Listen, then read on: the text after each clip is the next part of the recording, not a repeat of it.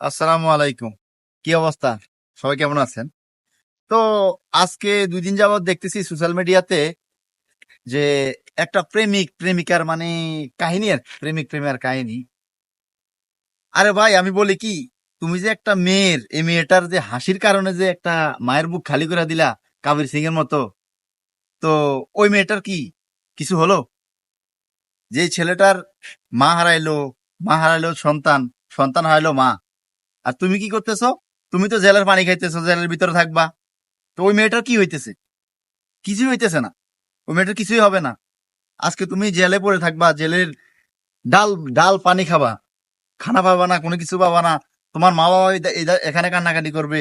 ওই ছেলেটার মা বাবা ছেলে হারাইলো, ওই মেয়েটার কি হারাইলো? কিছুই হারাইলো না। ওই মেয়েটার কিছুই আসবে যাবে না। আজকে কালকে ২ দিন পর ওই মেয়েটা তোমাকে এভাবে ভুলে যাবে, যেটা তুমি কখনো ভাবতেও পারোনি, আর ভাবতে পারবেও না।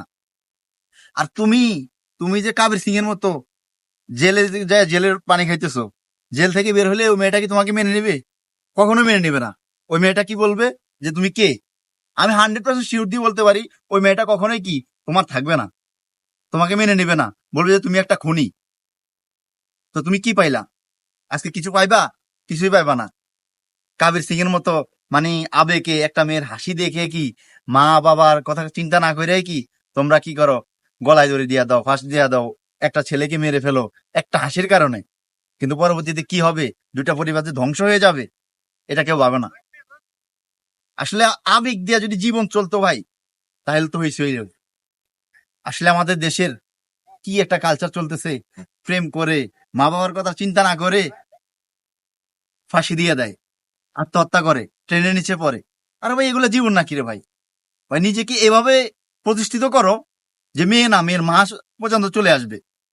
মেয়ের জন্য তুমি ফাঁসি দেওয়া লাগবে না, মেয়ের মা আইসা বলবে যে যে আমার মেয়েকে নিয়ে যাও।